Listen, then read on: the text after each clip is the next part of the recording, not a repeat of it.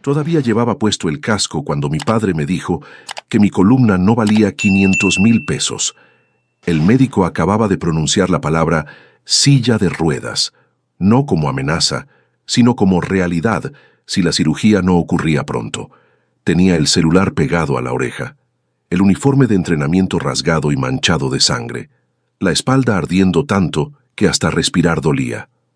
Del otro lado de la línea, mi madre suspiró. Mi hermano se rió, y mi padre dijo con calma, casi con cariño: «Mija, acabamos de comprar el departamento en la playa. Este no es buen momento. Pero antes de entrar en la historia, apóyanos dándole like y suscribiéndote ahora mismo. También quiero saludarlos. Déjenme en los comentarios su nombre, su ciudad, ideas. Gracias». Ese fue el momento en que algo dentro de mí se volvió silencio. Estaba en mi moto camino al gimnasio cuando pasó, en la avenida Insurgentes, a las 6 de la mañana.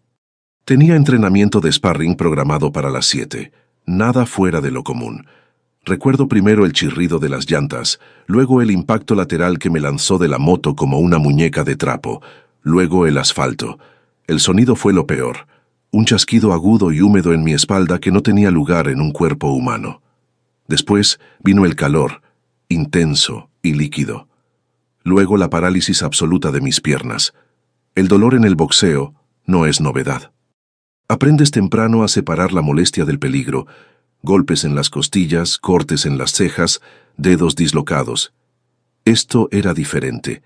Era el tipo de dolor que te roba el aliento y lo reemplaza con ruido blanco, con terror puro. Intenté mover las piernas. No respondieron. Nada. Como si ya no fueran mías. Un hombre se arrodilló a mi lado, alguien que había presenciado el accidente. «No te muevas», dijo. «Ya viene la ambulancia». En urgencias del hospital de traumatología, las luces fluorescentes zumbaban mientras yo estaba acostada en una camilla. Mi ropa de entrenamiento cortada, mi espalda expuesta. La hinchazón avanzaba por minutos, la piel tensa y brillante, tomando colores para los que no tenía palabras.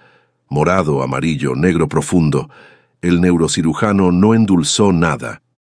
«Tienes fractura en las vértebras lumbares con compresión de la médula espinal», dijo, señalando la pantalla donde mi resonancia brillaba como una sentencia. «Necesitas cirugía de emergencia». «¿Qué tan urgente?», pregunté, aunque mi voz apenas era un susurro. Hizo una pausa. Esa pausa me lo dijo todo. «Hoy, mañana como máximo», dijo.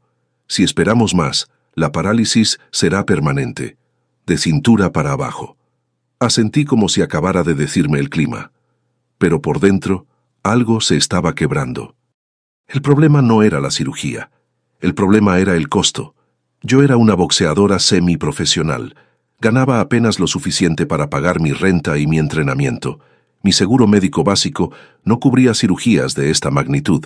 El hospital público tenía lista de espera de semanas. Semanas que literalmente no tenía. El doctor bajó la voz. «Si tienes forma de pagar esto de manera privada», dijo cuidadosamente, «hazlo ahora. No tienes tiempo». «¿Cuánto?», pregunté. Escribió el número en un papel y lo deslizó hacia mí. 500,000 pesos. Ese era solo el costo de la cirugía de emergencia, sin contar rehabilitación, medicamentos, terapia física. El enganche para poder volver a caminar, para poder volver a pelear algún día. Esa tarde, acostada en la cama del hospital con morfina goteando en mis venas, miré mi celular durante mucho tiempo antes de llamar a casa. Mis piernas seguían sin responder. El pánico era una cosa viva en mi pecho. Mi padre contestó al tercer timbrazo. «¿Qué onda, mija?», dijo alegre, distraído. De fondo escuchaba olas rompiendo. Estaba en la playa, en su nuevo departamento. «Papá», dije, mi voz quebrada. «Tuve un accidente, en la moto, es grave». El tono cambió. «¿Qué pasó?». Expliqué todo. La fractura, la compresión medular, la cirugía urgente, el costo. Mantuve los hechos claros.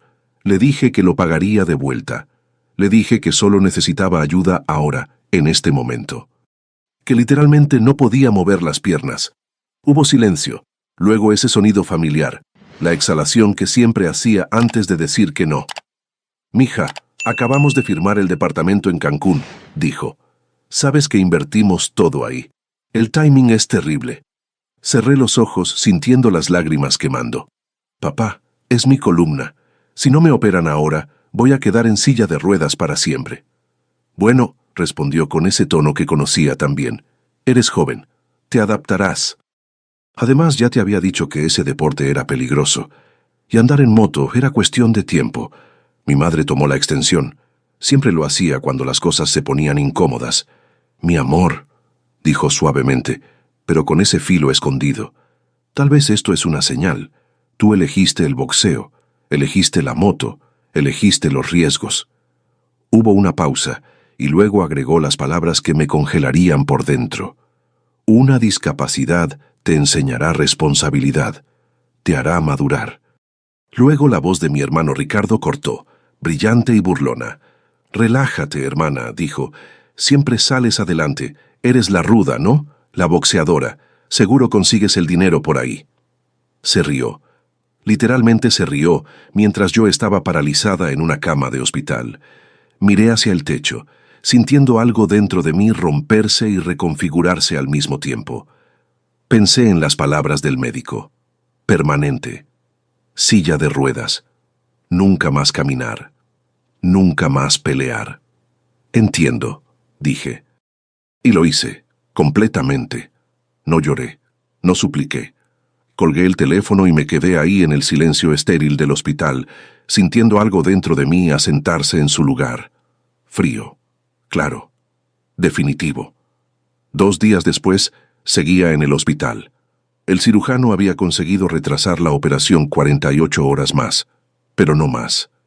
Después de eso, me dijo con gravedad, el daño será irreversible. Repasé los números en mi cabeza una y otra vez.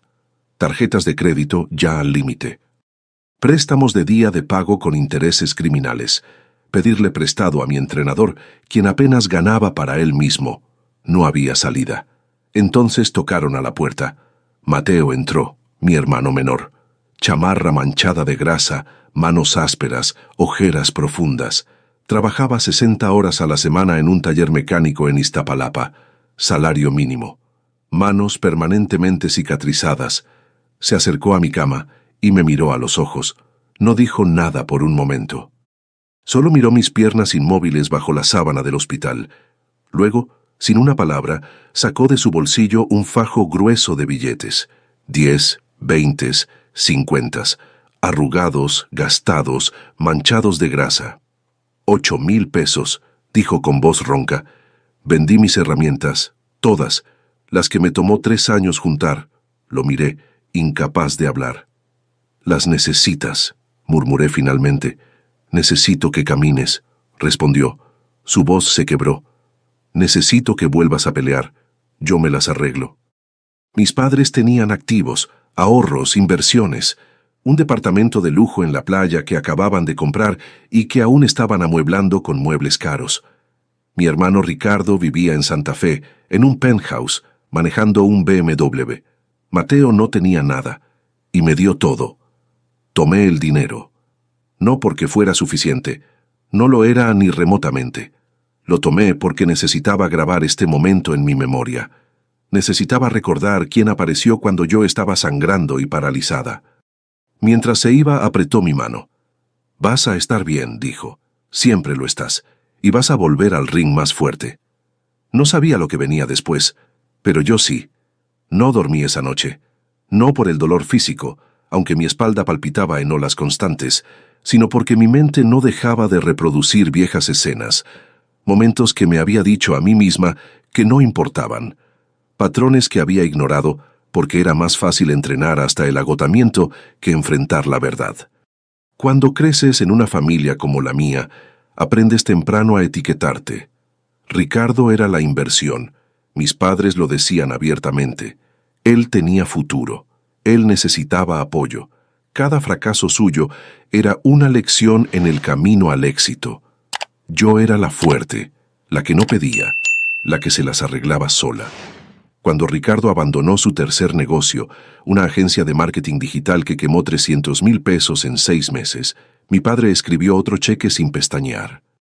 Hay que invertir en los que tienen visión, dijo. Cuando abrió su cuarto intento, una consultoría de negocios sin clientes reales, mis padres vendieron un terreno que tenían guardado para pagar el capital inicial. «Es su momento», decía mi madre con orgullo. Recuerdo estar sentada en la cocina una mañana, con el cuerpo adolorido después de entrenar 6 horas, comiendo avena simple porque era lo único que podía pagar. Ricardo llegó en su coche nuevo, regalo de papá, quejándose de que el modelo no era el color que quería. No dije nada, solo observé. Cuando tenía 23 años, necesitaba equipo nuevo para pelear en un torneo importante. Guantes reglamentarios, vendas de calidad, protectores. 15,000 pesos en total. Le pedí a mis padres un préstamo. No un regalo. Un préstamo. Aceptaron, pero mi padre imprimió un contrato, con interés del 6%. Mi madre insistió en que lo firmáramos frente a un testigo. «Es importante que aprendas responsabilidad financiera», dijo. «Durante 4 meses comí una vez al día. Caminaba 2 horas para no gastar en transporte. Entrenaba con el estómago vacío hasta que mi entrenador me obligaba a comer algo. Les pagué 3 semanas antes de lo acordado. Honestamente pensé, que eso ganaría su respeto, que verían que era disciplinada, comprometida, responsable. No lo hicieron. Solo estableció el estándar de cuánto podía soportar sin quejarme. Ahora, acostada en esta cama de hospital con las piernas muertas bajo la sábana, ese patrón finalmente tenía sentido perfecto. Esto nunca fue sobre dinero. Fue sobre valor, sobre quién merecía ser salvado y quién no. Tenían dinero. Acababan de gastarlo en un departamento de playa. Simplemente no lo tenían para mí. Amigos, cada historia que les cuento sale todos los días, pero YouTube solo se las mostrará si tocan el botón rojo de suscribirse. Toquen suscribirse, activen la campanita y nunca se perderán una historia. Gracias. La mañana siguiente, el cirujano entró temprano. «Tenemos que decidir hoy», dijo sin rodeos. «¿Tienes el dinero?» Miré los 8,000 pesos que Mateo me había dado. Miré mi celular. Miré el techo. «Estoy trabajando en ello», mentí. Él asintió, pero vi la duda en sus ojos. Había visto este escenario cientos de veces. Pacientes sin recursos, cuerpos quebrados, familias que desaparecían. Cuando salió, tomé mi teléfono y busqué lo que había estado evitando. Prestamistas privados, los lugares con sonrisas demasiado amplias y contratos en letra pequeña, los que cobran intereses que te persiguen por años. La oficina olía a desesperación y café barato. El hombre al otro lado del escritorio hablaba en tono ensayado mientras su computadora calculaba cuántos años de mi vida estaba hipotecando por poder caminar de nuevo. La tasa de interés era brutal. El calendario de pagos, imposible. «¿Entiende los términos?», preguntó. Miré el contrato. Miré mis piernas inmóviles. «Sí», dije. Firmé. La cirugía estaba programada para el día siguiente. Me pasé la noche entera despierta, mirando el techo, contando las grietas en el yeso como si pudieran decirme algo sobre mi futuro.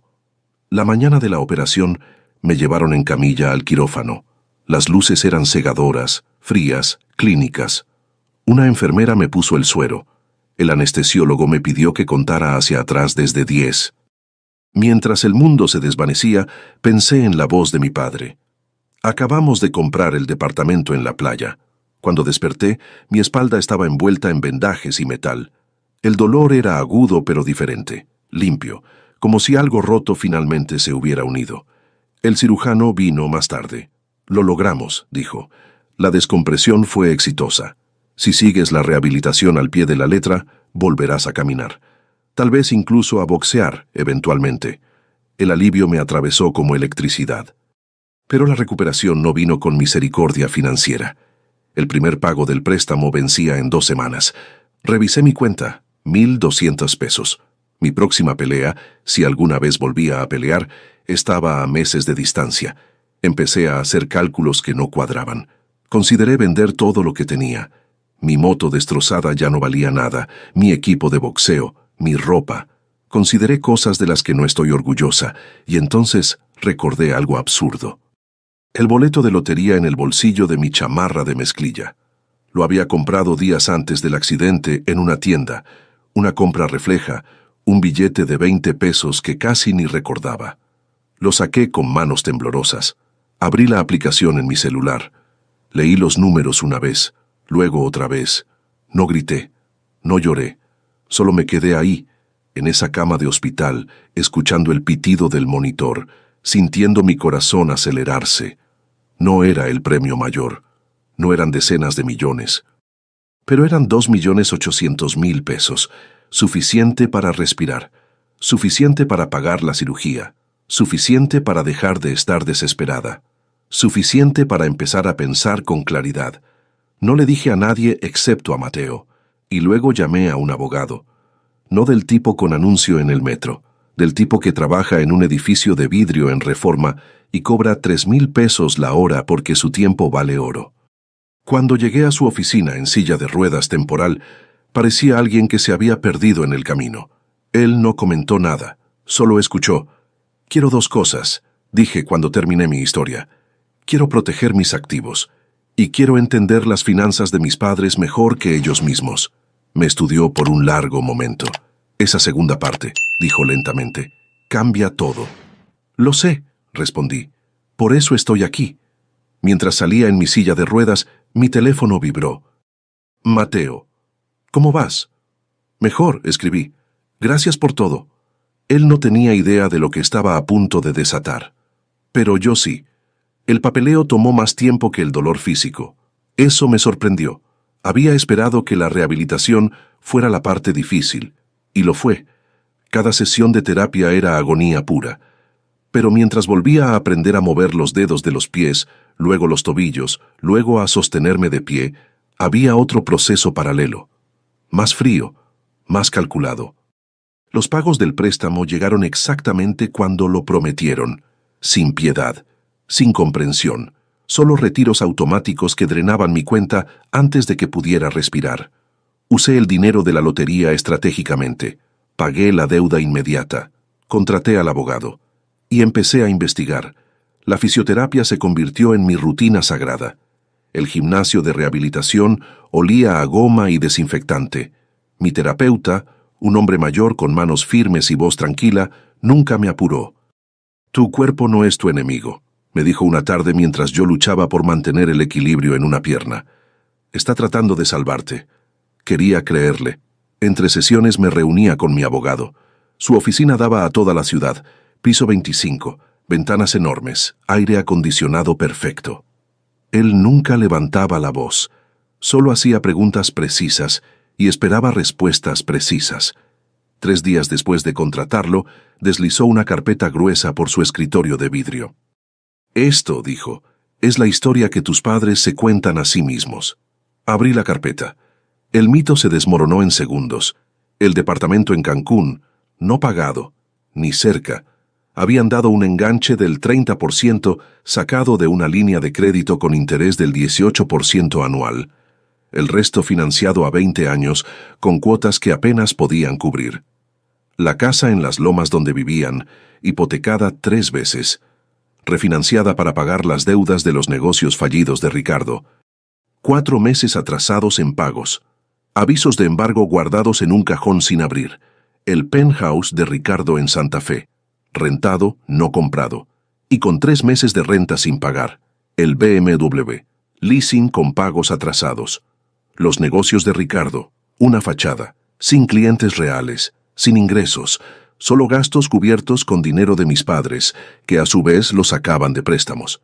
La consultoría exitosa era un escritorio rentado y un sitio web que nadie visitaba. «No son ricos», dijo mi abogado con voz neutra. «Son una ilusión al borde del colapso». Miré los números hasta que se volvieron borrosos. Habían rechazado 500.000 pesos para salvarme de la parálisis, mientras quemaban millones en mantener una mentira. «¿Podemos protegerte legalmente?», preguntó. «Blindar tus activos para que cuando esto explote, no te salpique». Cerré la carpeta. «No», dije. «No quiero protegerme». Levantó una ceja. «Quiero poseerlo todo». Ese fue el momento en que el plan se volvió real. Nos movimos rápido. Formamos una empresa. Un nombre genérico, sin conexión familiar, limpio, profesional, invisible. A través de esa empresa, nos acercamos a los bancos que tenían las deudas de mis padres. Los bancos odian los préstamos incobrables, aman los libros limpios y negocian más rápido de lo que la gente cree. Compré su deuda, toda, por centavos sobre el peso, no por venganza, por claridad. En 72 horas pasé de ser la hija que dejaron paralizada en un hospital a ser la entidad que poseía su casa, su departamento de playa, sus préstamos, su frágil castillo de naipes. Ellos no lo sabían. Y esa era la parte más difícil, sentarme con ese conocimiento, saber que si entraba a su sala y decía la verdad, nunca firmarían lo que estaban a punto de firmar. Así que no fui como su hija, fui como una oportunidad. Un intermediario profesional los contactó. Pulido, acento europeo que mis padres siempre respetaban más que el mexicano. Se programó una reunión en un club privado del centro, el tipo de lugar donde mi padre se sentía importante.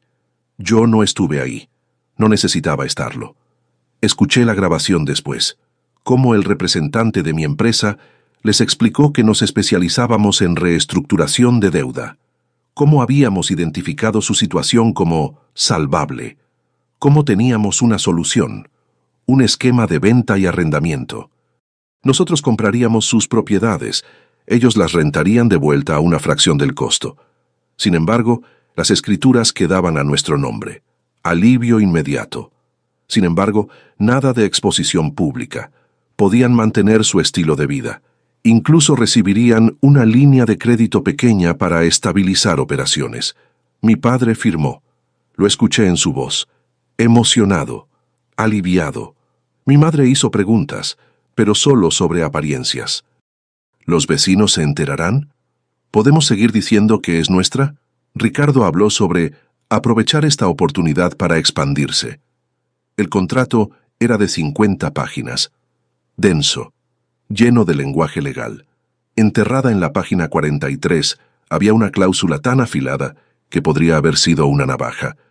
Cualquier violación del contrato, pago tardío, uso indebido de la propiedad, incumplimiento de términos, resultaría en terminación inmediata. Posesión inmediata. Sin proceso judicial. Sin periodo de gracia. No la leyeron. ¿Por qué lo harían? Gente como mis padres nunca cree que las reglas son para ellos. Cuando la pluma tocó el papel, sentí algo asentarse en mi pecho. No alegría, no triunfo, finalidad. Esa noche me levanté de la silla de ruedas por primera vez. Mis piernas temblaron, pero aguantaron. Di un paso, luego otro. Ya no estaba paralizada, y sonreí, no porque había ganado, sino porque finalmente podía sostenerme sola. No apresuré el siguiente movimiento. Esa era la disciplina que el boxeo me había enseñado. Estudia a tu oponente. Espera el momento exacto. Luego golpea donde más duele. Desde afuera, nada cambió. Mis padres les dijeron a sus amigos que habían reestructurado inteligentemente. Usaban palabras como estrategia y optimización en las cenas. Ricardo publicaba fotos en Instagram, copas de champán en restaurantes caros, su reloj nuevo, el BMW estacionado frente a lugares exclusivos. Los comentarios lo felicitaban por su éxito. Se veían aliviados, orgullosos, salvados. No tenían idea de que eran inquilinos, de que yo era su casera. Mientras tanto, yo reconstruía mi cuerpo. La fisioterapia progresó de pasos asistidos a caminatas cortas, de caminatas a trotes ligeros. Mi terapeuta me dio permiso para volver al gimnasio. Estás más fuerte que antes, dijo. Esa lesión te obligó a reconstruirte correctamente. Entendí perfectamente lo que quería decir. El dolor, cuando se atiende bien, no solo sana, transforma. Financieramente, el mismo principio aplicaba. Una vez que poseí las deudas, los números dejaron de asustarme. Se volvieron herramientas. Yo sabía exactamente cuándo vencían los pagos, cuáles eran los márgenes, qué tan frágil era todo bajo la superficie brillante. La primera señal de problemas vino cuando mi padre llamó, semanas después del acuerdo. Su tono era casual, pero forzado. «Oye, hija», dijo, «no hemos hablado en un rato». Mantuve mi voz neutral. He estado en rehabilitación. Ah, claro, claro, dijo rápido. ¿Ya caminas? Sí. Qué bueno. Pausa. Nosotros hemos estado ocupados, arreglando el departamento de la playa. Quedó increíble. Me alegro. Esperó que preguntara más, que mostrara interés. Cuando no lo hice, aclaró su garganta y terminó la llamada. Anoté la fecha en mi calendario. Gente como mi padre necesita audiencia. Cuando dejas de aplaudirlos, se ponen nerviosos. El intermediario enviaba reportes mensuales de cumplimiento. Limpios, aburridos, llenos de términos legales. Mis padres los leían por encima, estoy segura. Siempre leían por encima lo importante. Las cláusulas estaban ahí, en negritas, fechas de pago, términos de uso, consecuencias por incumplimiento. Asumían que habría flexibilidad. Siempre había habido flexibilidad para ellos. Si quieren saber cómo termina esta historia y conocer muchas más, denle al botón rojo de suscribirse. Es gratis y me ayuda muchísimo. Llegó diciembre. Y con diciembre, la cena de Navidad. El evento sagrado de mi familia. La mesa perfecta, la comida excesiva, las fotos para redes sociales. El día para demostrar que éramos exitosos y felices. Este año no fue diferente. Ricardo llegó temprano con una botella de vino cara. Mi madre había contratado servicio de catering. Mi padre puso música de jazz en el sistema de sonido nuevo que acababan de comprar, financiado, por supuesto. Yo llegué al final, caminando sin ayuda por primera vez en meses. Todos se callaron cuando entré. «¿Estás caminando?», dijo mi madre sorprendida. «Sí», respondí simplemente. Mi padre me abrazó, palmeándome la espalda. «Sabía que lo lograrías. Eres fuerte». Como si mi fortaleza hubiera sido suficiente, como si su rechazo nunca hubiera pasado. Durante la cena, Ricardo levantó su copa. «Brindo por la familia», dijo, «y por trabajar con gente que entiende el valor real, no como esos bancos que solo ven números». Risas. Acuerdo. Yo bebí agua y no dije nada. Estaban celebrando en una casa que yo poseía, con crédito que yo controlaba, felicitándose por haber superado un sistema que nunca entendieron.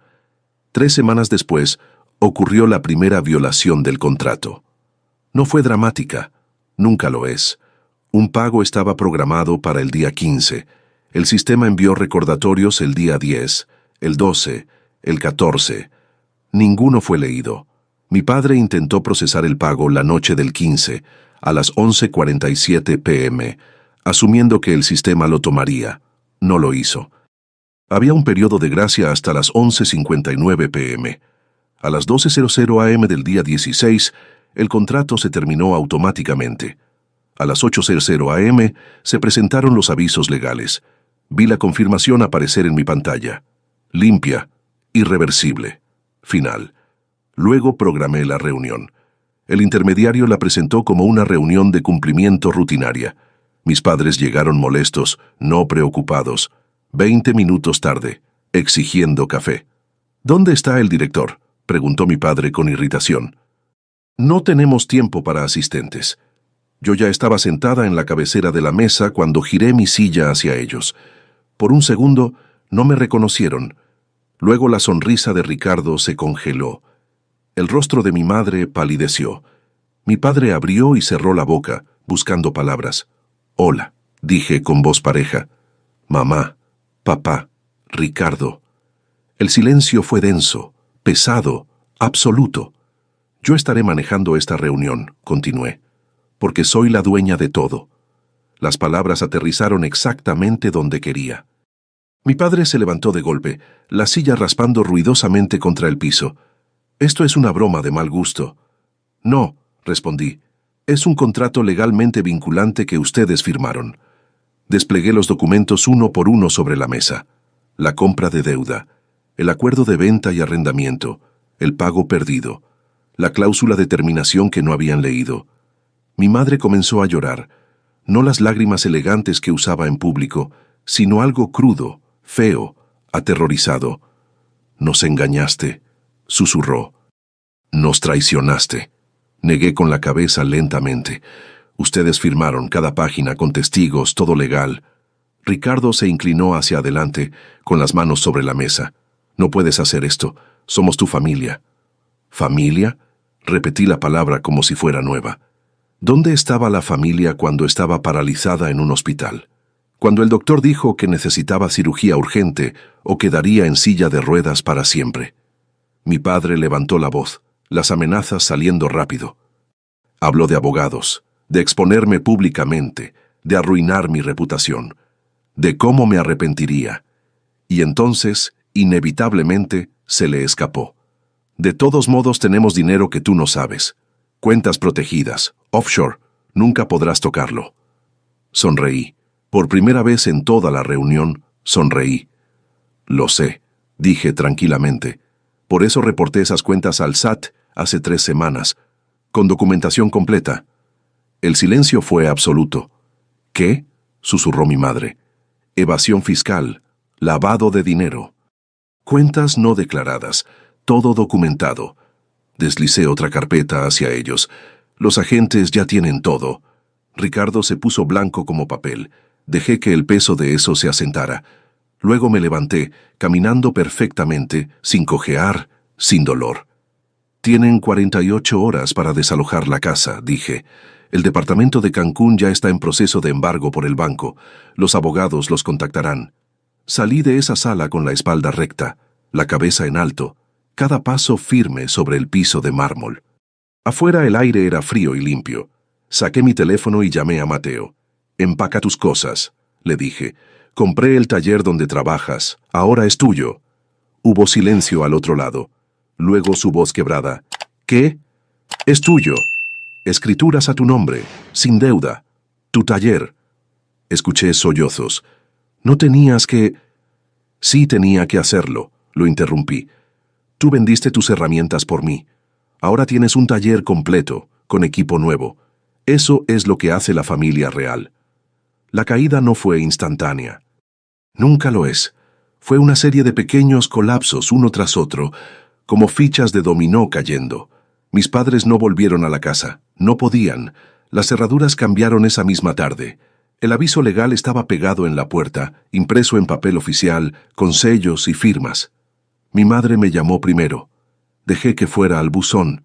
Su mensaje fue largo, incoherente, lleno de súplicas y acusaciones mezcladas.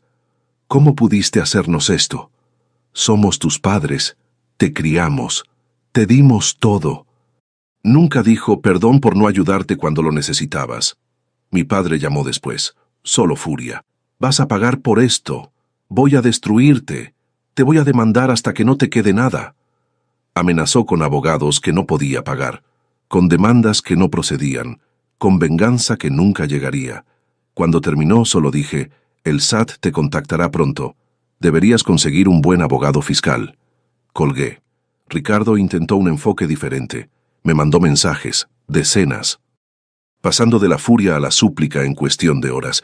«Hermana, podemos arreglar esto. No tienes que hacer esto. Piensa en mamá y papá. Esto te va a perseguir toda la vida». No respondí ninguno. 2 días después, apareció en mi departamento. Tocó la puerta por 10 minutos. Gritó desde el pasillo: «Sé que estás ahí. Abre la puerta». No lo hice. Me quedé del otro lado escuchando su desesperación crecer. «¿Todo esto porque no te prestamos dinero una vez?», gritó finalmente. «Eres una psicópata». Esperé hasta que se fuera. Luego llamé al administrador del edificio y pedí que lo agregaran a la lista de personas no autorizadas. Esa noche salí a correr por primera vez desde el accidente. Despacio al principio, probando mi cuerpo, sintiendo cada músculo responder. Luego más rápido. Mi espalda aguantó. Mis piernas respondieron. Corrí 5 kilómetros. Lloré los últimos 2, pero no de dolor, de liberación. Pensé en la chica que había estado paralizada en esa cama de hospital, aterrorizada, sola, escuchando a su familia reírse de su situación. Pensé en Mateo llegando con sus herramientas vendidas, con todo lo que tenía, sin dudar un segundo. Esa era la diferencia. Esa era la línea que separaba a la familia real de la familia de sangre. Una semana después, recibí la confirmación oficial. Los agentes fiscales habían abierto investigación formal. Mis padres y Ricardo estaban siendo auditados. Las cuentas offshore congeladas. los bienes embargados, no sentí victoria. Sentí algo más tranquilo, más limpio, justicia. La casa se quedó vacía durante semanas. Pensé que habría drama, escenas públicas, gritos. En cambio, hubo un silencio extraño que se asentó sobre todo como polvo después de una demolición. Mis padres desaparecieron de su círculo social. El club privado canceló su membresía por falta de pago. Ricardo tuvo que devolver el BMW y mudarse a un departamento pequeño en la periferia. Los amigos dejaron de llamar, inseguros de qué versión de la historia creer. Ese silencio me dijo todo lo que necesitaba saber. Me enfoqué en reconstruirme. Volví al gimnasio de boxeo por primera vez en 6 meses. Mi entrenador me abrazó cuando entré con lágrimas en los ojos. Pensé que no volverías, dijo. Yo también, admití. Empezamos despacio. Ejercicios de sombra, técnica básica, nada de contacto todavía. Pero estar ahí con los guantes puestos, con el olor familiar del gimnasio, con el sonido de las bolsas siendo golpeadas, fue como volver a casa. Mi cuerpo respondió. No como antes, mejor, más consciente, más fuerte en los lugares que habían estado rotos. Una tarde, mientras cerrábamos el nuevo taller, Mateo me miró desde el otro lado del espacio recién pintado. Vinieron, dijo casualmente. Me congelé. ¿Quiénes? Mamá y papá. Se quedaron afuera un rato, no entraron. Pude imaginarlo perfectamente. Mi padre con su postura rígida, mi madre retorciendo las manos, mirando el negocio que nunca habían valorado cuando era solo el sueño de su hijo menor. ¿Qué querían?, pregunté. No pregunté, respondió. Les dije que este lugar no era para ellos, que se fueran. Lo miré. No tenías que hacer eso. Sí tenía, dijo suavemente. Tú me devolviste mi vida. Yo protejo la tuya. Mi madre intentó contactarme una última vez. Una carta. Páginas escritas a mano. La leí completa, 2 veces. Escribió sobre lo difíciles que habían sido las cosas, sobre cómo había hecho su mejor esfuerzo, sobre cómo las familias cometen errores. Escribió sobre perdón como si fuera una transacción, como si decir lo siento borrara el hecho de que me abandonaron cuando estaba paralizada. Al final escribió: espero que algún día entiendas por qué hicimos lo que hicimos. Doblé la carta y la guardé. Entendía perfectamente. Habían elegido apariencias sobre compasión, estatus sobre su hija, un departamento de playa sobre mi capacidad de caminar. Entender no significaba perdonar. 6 meses después del accidente, volví al ring. Una pelea de exhibición, nada profesional todavía, pero real. Guantes reales. Oponente real. Dolor real. Gané en el 3er round. Cuando el árbitro levantó mi mano, busqué en la pequeña multitud. Mateo estaba en primera fila, gritando más fuerte que nadie. Mis padres no estaban, ni Ricardo. No esperaba que estuvieran, y descubrí que no me importaba. Después, en el vestidor, me miré al espejo. Los moretones en mis costillas, la cicatriz en mi espalda, las manos vendadas. Sonreí. Algunas personas dirán que fui demasiado lejos, que la venganza nunca vale la pena, que debí ser la persona más grande, pero esto es lo que sé. Puedo caminar, puedo pelear, puedo mirarme al espejo sin preguntarme por qué no fui suficiente. No destruí a mi familia. Dejé de protegerlos de sus propias consecuencias, y eso no es venganza, es libertad. Si te gustó esta historia, haz clic en suscríbete y cuéntame en los comentarios qué parte te impresionó. ¿Crees que fui demasiado lejos o hice lo correcto? Mañana hay más historias. Nos vemos allí. Esta narrativa tiene como único propósito inspirar reflexión sobre las relaciones familiares, la importancia de la honestidad emocional, el perdón y el valor del tiempo. No debe interpretarse como consejo médico, psicológico o de ningún otro tipo profesional. Si estás enfrentando una enfermedad grave, conflictos familiares o situaciones emocionales difíciles, busca el apoyo de profesionales cualificados como médicos, terapeutas o consejeros. Este contenido es apto para todo público y cumple con las directrices de contenido familiar de YouTube.